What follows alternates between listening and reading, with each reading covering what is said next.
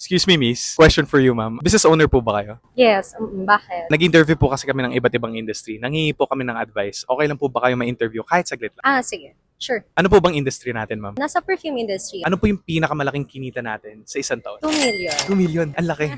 Matagal na po ba tong business natin? 2 years pa lang kami sa business. Perfume industry yung isa sa mga pinakamahirap pasukin. Paano niyo po naisip na pasukan yung ganitong industry? Siguro konting backstory lang. Nasa travel kami sa Paris. So instead of going to Disneyland, nag-take na lang kami ng perfumery class. Imbes na mag-enjoy kayo sa Disneyland, nag-aral pa po kayo. Maganda, maganda. Sa mga ganitong klaseng business, kailangan din pala ng certification. Yes, kasi dapat alam mo yung tinitimpla mo eh. Isa to sa mga may pinakamalalaking competitors locally at saka international. Paano kayo nagkaroon ng lakas ng loob para pasukan yung ganitong klaseng industry? Kasi ako and yung mom ko, perfume lovers talaga kami. Doon namin nakuha yung idea na i-open namin here sa Philippines. So ngayon, target market talaga namin is luxury for all kasi mga Filipino, kahit konti na lang yung budget nila, basta presentable sila and mabango sila, tatangkilikin nila yung perfumes. Ginawa niyo talaga siyang lifestyle no, para sa mga Pinoy. Yes, ginawa ko siyang necessity. So last question na lang po, ano po yung pinaka-importanting lesson na nabigay sa inyo ng entrepreneurship? Yung pag-handle talaga ng mga tao. Kasi yun yung pinakamahirap sila yung gagalaw para sa'yo. And also, sa mga entrepreneur na naghahanap ng business dyan, hanap lang kayo ng something you love and turn it into a business. Ayan, ang ganda, no? People management naman talaga. And of course, yung passion naman natin, yung gusto nating i-business pa rin, no? Para hindi natin ma-feel na nagtatrabaho tayo. So, thank you so much, ma'am, for your time. Pleasure to meet you po. Thank you.